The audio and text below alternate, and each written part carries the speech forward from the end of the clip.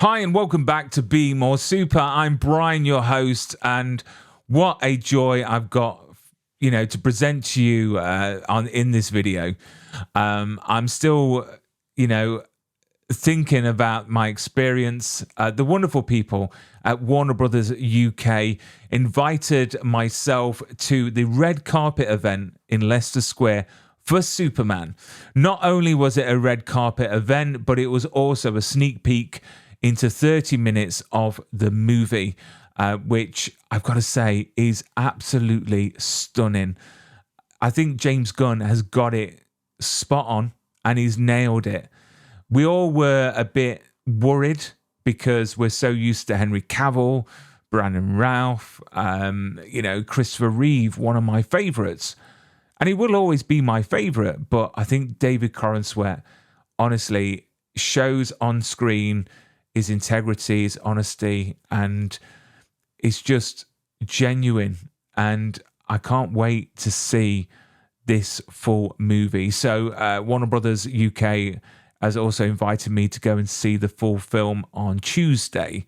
So I will be doing a full review after then. But what are you going to watch next is the wonderful Q&A. So after we watched the 30-minute video, we got a 30-minute Q&A with the whole cast, as well as James Gunn and Peter Safran. So please enjoy. Sorry about the camera work. We were sat right at the front of the IMAX theatre, and we were only about 10 feet away from the cast, which was surreal, to be fair. But it was a great experience. And after the Q&A, there were some great points said. I'm not sure there was any spoilers. I'm sure there wasn't. But there's some great funny moments between James Gunn and David Corenswet. So please enjoy. I will be releasing another video reviewing the actual film itself when I go and see it on Tuesday. But if you haven't already, buy your tickets. The 11th of July, this film comes out. Superman at the cinemas. Remember, look up. It's going to be epic. Go and support and watch the cape fly again. So I'm signing off. Bryan, your host. Look after yourself, keep safe, and stay super. Enjoy the video.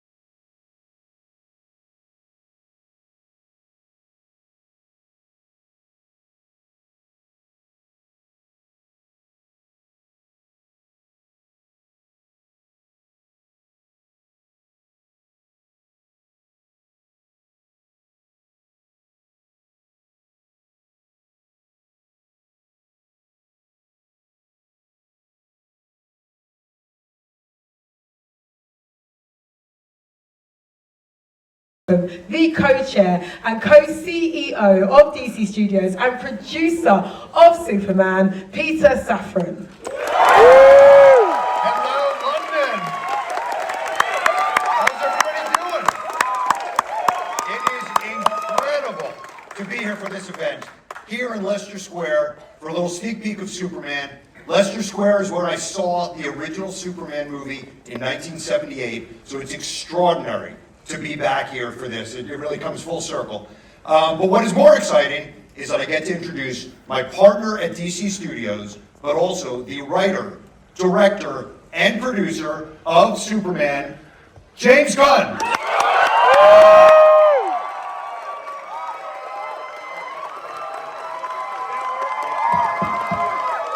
everybody? Hey, this is so weird being here because we had the premiere of first Guardians of the Galaxy in this very same theater. I was back there with you guys. Thank you for being here. Honestly, this means so much to me. And when I started making this movie, I was uncertain about whether the character of Superman was going to be able to speak to me.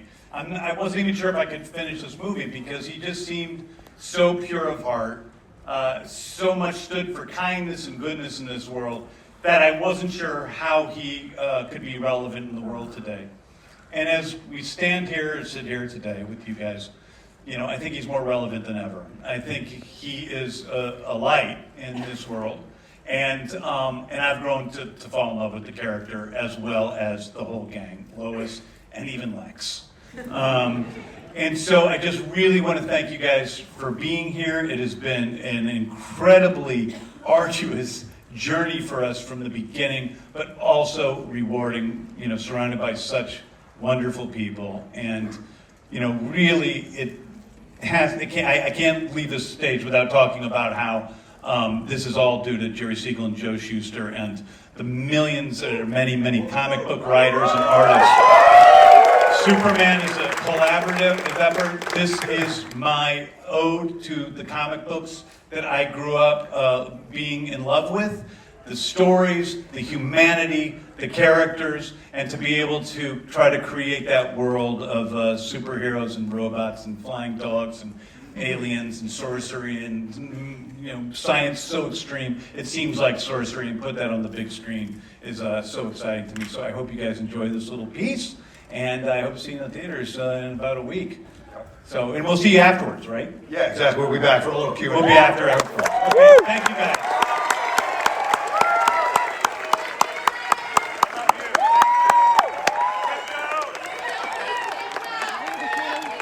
Back to the big screen, so please make them feel so welcome. We have got co-chair and co-CEO of DC Studios and producer of Superman, Peter Safran. Taking on the role of Lex Luthor, it's Nicholas Holt.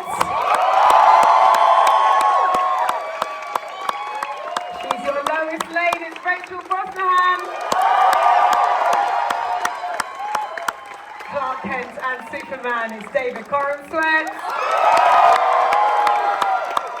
And last but by no means least, co-chair and co-CEO of DC Studios, writer, director and producer of Superman, James Gunn.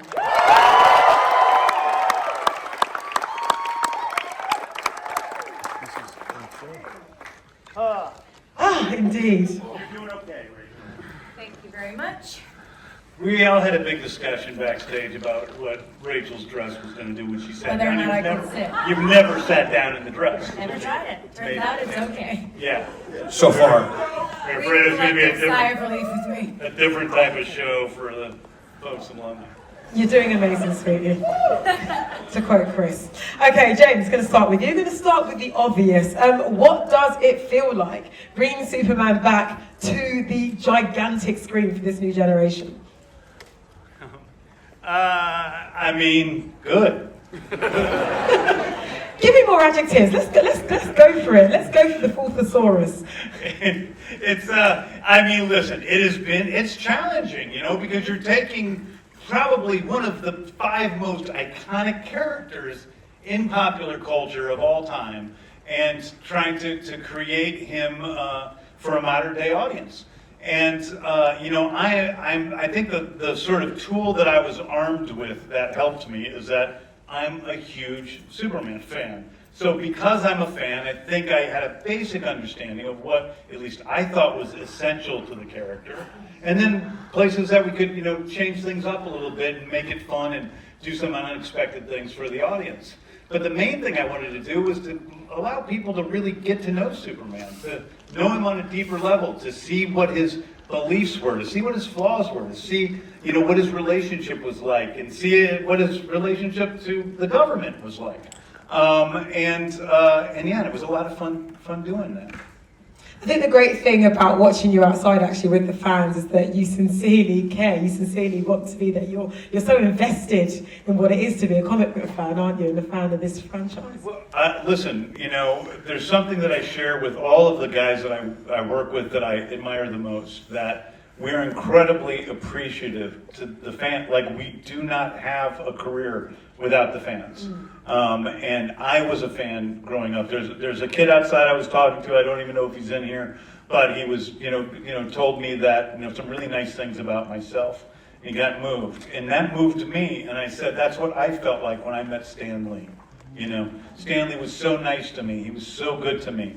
And inside, on the outside, I was kind of composed. On the inside, I felt like a 13-year-old girl at a Beatles concert. So it's important, and I think it's important that people look up to treat everyone with respect. It's the first thing I said to David when he came on board. I'm like, we can't, there's no assholes here. It's really just, it's got to be somebody. You got to treat everybody with kindness, and I think playing Superman, it's even doubly true. Well, this is it. And I wanted to ask David, Rachel, Nicholas, when it comes to creating your own versions of these characters, what challenges, if at all, did you find, doing that, and what joy did you find in creating these new versions of these characters? Because, I guess to most people, they're thinking of Christopher, they're thinking of Margot, they're thinking of Jean. How did you go about finding your truth, I guess, in those characters? I'll start with you, David, no pressure. Well, first in the script that James wrote, which was incredibly surprising to me, original, a huge, fantastical world in the first 10 pages, just things that I didn't know existed in Superman's universe. So I was immediately surprised. I immediately saw a different world relating to those elements, as Superman was going to feel different. I think the thing that surprised me was I came in with some ideas about who Superman is and his stoicism and his steadfastness.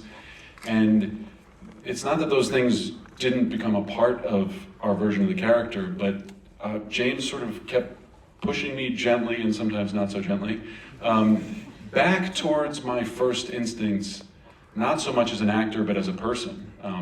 When you take on a role, you generally don't want to start with your first instincts, because you can end up playing yourself more than you're playing the character. You want to find the character, you want to find the ways that they're different from you. And James just sort of kept guiding me back towards what I felt like were my first instincts. So in the end, I found that my version of Superman was more like me than I expected him to be, which made it so much more fun to play, and now makes it so much more fun to share with you all. I feel so much more connected to the character than I expected to. And to see that reflected back in people's appreciation and joy and excitement is really wonderful. And I guess the signs are there really, because we think of him as as a superhero, but essentially he is superhuman, isn't he? He's the best parts of us, Superman, I would think. Yeah, and he also appreciates, as a character, he appreciates most about himself the human things, much more than his strength and his ability to fly. He loves the parts of himself that love and care and have fun with people and have fun being with people. Yeah, the Kents raised him well. Yes, indeed.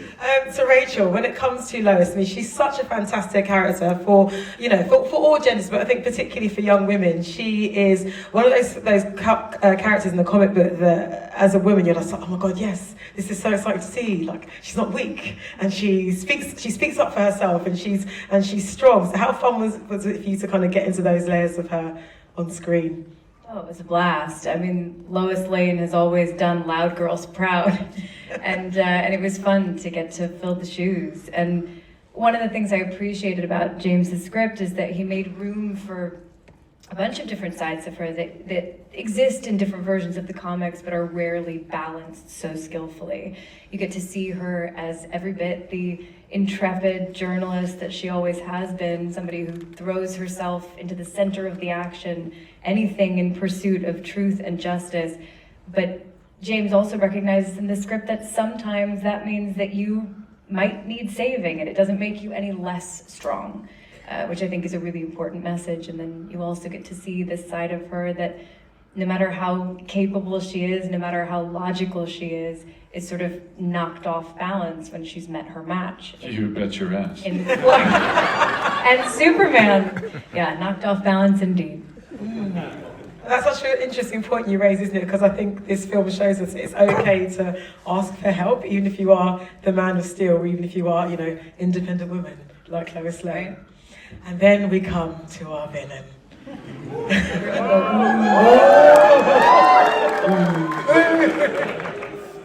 But so far, because I guess when it comes to superheroes, we would kind of get an immediate sense of why they do what they do. There's often the quest for doing the right thing. But when it comes to the bad guy, we often don't get to find out why they are how they are straight away. So what was it about Lex in this version of him that you wanted to get across the sort of why of him? Well, he was wonderful on the page in what James was investigating with the character, and the dialogue was really dynamic and made me laugh. And I was like, I'm going to have fun playing this character. And normally if I'm having fun, then sometimes that equates to when people see the film, like enjoying the performance in a roundabout way. So it was a lot of that, and then it's kind of taking what's on the page and then going back and researching and preparing and trying to find other little tidbits of information or things that you can just add, even if it doesn't come through on screen, but add in the back of your mind to kind of give you a sense of the emotion and the truth of what you're trying to portray. Yeah. And being evil. Evil! And hating David. That was the challenge. Yeah, so let's talk about that, shall we? Oh, I wanted to hate him. And I couldn't find anything to hate. Because how do you get up? I've got a list. He's got a weekly newsletter he sends out every day. I'm intrigued actually about how you guys went about, I guess, creating, your on-screen chemistry as, lovers, colleagues, and as, adversaries. Who's to say? I'm sure there's. Don't spoil the ending. I'm sure there's fan fiction about Lex and Superman somewhere. I'm sure there is. I'm writing that alone. Keep the mic away from your mouth. One of my best friends was on Smallville. He saw all that. He was proud of it. Nice. Superman is for the lovers. But yeah, how did you go about, I guess, creating that on-screen chemistry as rivals and as you two as work partners and as romantic interests? Well, for my half, I had admired Nick as an actor for a long time. I remember the moment when I found out from James that he had agreed to play Lex Luthor, and I remember thinking this may be the best thing that happens to this film. Not just because a superhero is only as interesting as their villain, but because I knew of Nick as being the kind of actor who could bring depth and nuance and humor to a role like this. And then for my part, once we were shooting, I tried desperately to sort of be a match for him, to look at him eye to eye, which is tough when you've got lifts in your shoes. No. But when we were doing our scene work, it was so much fun trying to one-up him as a scene partner, as a character, facing off with him, and I just never felt like I could. He always had a way of coming back, or a sort of a parry to my thrust. It's fencing terms. That's really. But it was so, I had such a sort of a giddy appreciation for the fact that he could do it. I'm a pretty formidable scene partner, I would say, and I never got one up on him, which I was very impressed with and appreciative of. Well, that's what you want, isn't it? And Rachel, you mentioned the beauty of James's writing, and we get to see in this film, which you guys have seen, so it's not a spoiler. And there's an immediate shorthand with Lois and Clark's relationship, because in TV series previously, in the films previously, it's been eked out, but we immediately know that she knows all about him. How fun was that for you to play against David, having that shorthand? It was so much fun because we got to pretend, as I think you've seen, that we didn't know in the Daily Planet, and then you get that really fun reveal. But I mean, it was a nice excuse which James gave us to be able to deepen this relationship. As I said, they've met their match in each other, and it's really fun and funny sometimes to put two fiercely competitive, passionate people in a room together and see what happens. Sparks fly in all kinds of ways, and it was really fun to build. And those were that scene was shot over our first 2 days of shooting in Los Angeles, in Atlanta. Woo! whew. And so we had the time and the space to find this relationship, to try a lot of different things, and then take that foundation underneath us into the rest of shooting. Oh, it definitely comes across. Now, Peter and James, you guys have obviously got a great shorthand with each other. You've been friends for almost 30 years now. You've known each other. James was 5. James was 5 when we met. Exactly. James was 5 when we There met. we go. You're about wee babies. You've known each other for a long time, so you've obviously got this great shorthand. So when it came to putting this film together, and thinking of these 3 roles and how they were to be filled, how did you go about the casting process? Because that's a big deal. Because once these characters are out there, that you are setting the law. Yeah, James was always very clear that we were going to audition for these roles. We wanted somebody that was going to be a volunteer and not a recruit to the process, somebody that wanted it enough to come in and read and go through the process with us. And, these 2 were extraordinary, not you. These 2 were extraordinary. They were really extraordinary together, and they both raised each other's game. They were both individually amazing, but together they were really, really special. And, when Nick agreed to be Lex, we just knew that we had the fearsomest threesome that we could possibly have for this movie.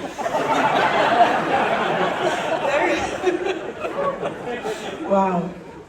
Joe, I love the closeness of this crew. I can really feel it. It's a beautiful thing. I remember, it's no secret, but, Nick auditioned for Superman, and I just was like, oh my God, he's so good. He's such a good actor. He's so much better than David Cornstalk.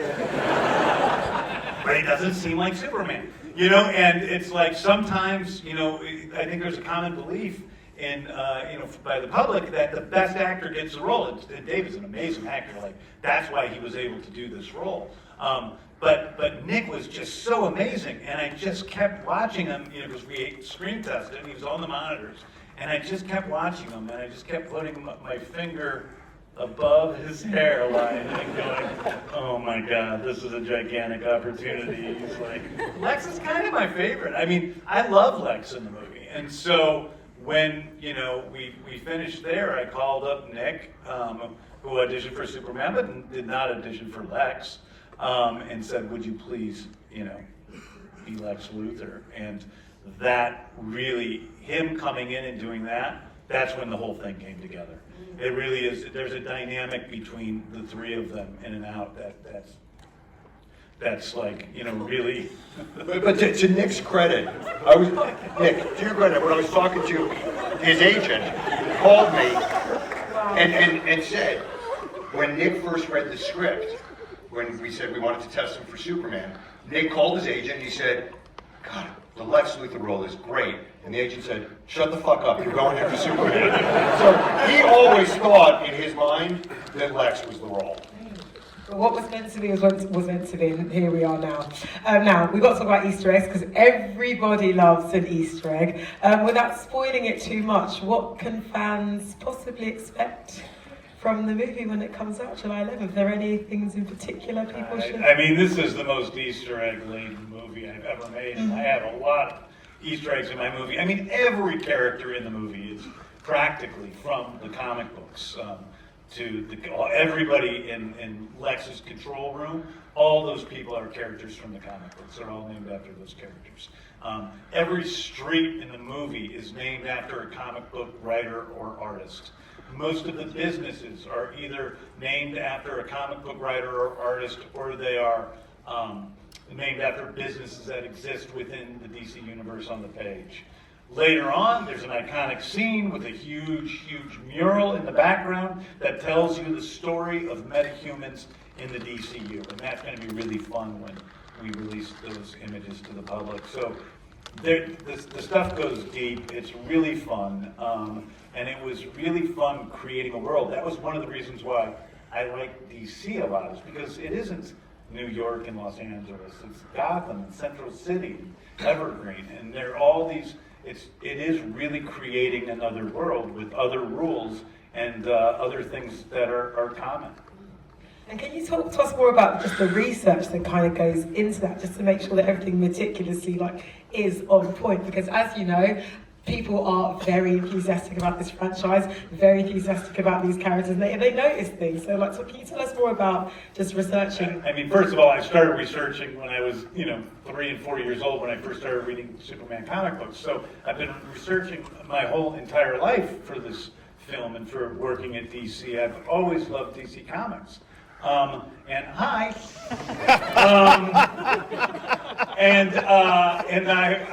in addition to that, I went back and I just read a lot of my, favorite Superman comics from over the years, and they invigorated me and gave me little ideas of things I could do. And really, in the case of some of them, like All-Star Superman by Grant Morrison and Frank Wiley and Jamie Grant, that really inspired like the look of the whole movie. So yeah.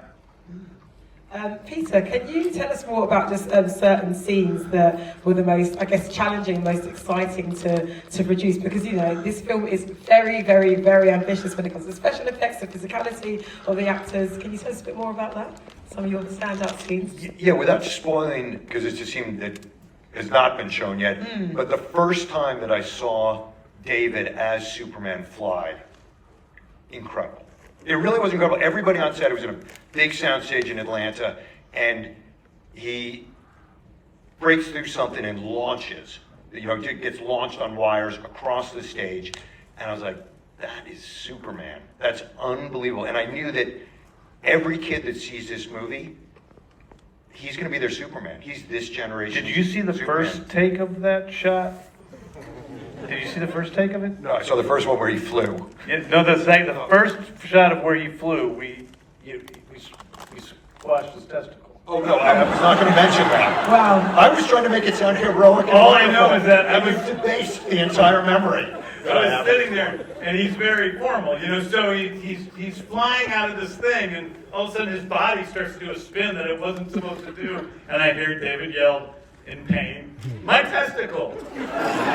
David, please, take us back to that day. To his credit, that was the line. That was the line you'd written for him, though. No, that was We should him. That quit was while we're ahead. It's a safe space. If you want to share more, that's great. If not, that's okay. I told you that story in confidence. Just now. He did. He told me that. He reminded me of that story just outside that door about 2 seconds ago. Shame on me. He's like, remember this? I'm like, David, I'm going to use that. The question she asked was, were there any sequences that were difficult to produce? And you're going to talk about me squashing my testicle? How about going to Norway, going to the Arctic? Where did that come from? The Arctic? Yeah. That was easy. What are you? For us. David was the only one lying out in the snow in the minus 15-degree weather. It was fine for us producing. Yeah, but your stunt double, Eddie, got really, he Bless really him. did good. He had to be dry. So the scene where, something people don't know about this movie is that all the flying, almost all of the flying in the movie is totally David. Like, there are very few shots that are digital doubles. It is almost always David. We put things on, we have drones in the studio flying around him. We put Henry Bram and Chris McGuire, our camera operators, on wires, and they're flying around him because we wanted to shoot, flyers in the way that maybe one jet fighter would shoot another jet fighter, but being able to get close. And so all this stuff with David flying in the movie is actually David. Where was I going with this? Eddie being dragged through the snow. Yes. Oh, Eddie. So we actually dragged, both David through the snow, and he got, the first part of it, and then we had these wide shots in which it was not, a dog, it was a snowmobile dragging Eddie, our stunt double, through the snow. And I love stunt guys, I really do, but one of their issues is they will never complain. They will never say when they're being hurt. It's actually an issue, and I try to tell the stunt guys at the beginning, if you're hurting or something's going wrong, and Eddie didn't say anything, and I saw him that night, and his whole face was like swollen up and beaten up and all I messed think up. they kind of enjoy it. They wear it as a badge of honor. Gives them That's- bragging yeah. rights, but still. Well, On the subject of physicality, actors, very intrigued to learn more about your choices when it comes to, again, making these characters your own, but just physically. Because like Nick is with you, I noticed like every time Lex speaks, it's very much like he's not a big gesticulator, is he? Like it's all very like closed through the mouth and it's quite uptight. Was that a purposeful choice? No. Just something you did. Well, it came. Probably just me trying to do an American accent. I kind of perceive that as Lex is just sort of like, I don't know, his frustration with life, him not being a very expressive guy, but that's just you being a great actor casually. It wasn't a conscious thing. I think one of the brilliant things that happened early on in this was after some rehearsals, James and I went and had a discussion, and then we went and rehearsed alone, just me and him, a few scenes, and James really, that made me really trust him as a director, first of all, because he was giving honest feedback, and he was explaining exactly what he needed from me in this film. And then that was just like creating an energy for the character, I suppose, that then I tried to harness through the film. And one of the other brilliant things that, All-Star Superman was a big inspiration, and there's a part of that where Lex is like, Clark goes to interview him and he's in prison and he's in the gym trying to get strong, and there was something about that where the belief of him being like, I'm as strong as I can possibly be as a human, but I will never be as strong as Superman. So there was something about that where I was like, oh, I want to play Lex as though he is like physically as good as he can be. And it's still not anywhere near what Superman is. That was a tiger in the cage moment, I remember, when that long shot happens at the beginning and it comes around to Nick and he's pacing back and forth like a tiger in a cage. I felt like that was a real moment for Lex that you found.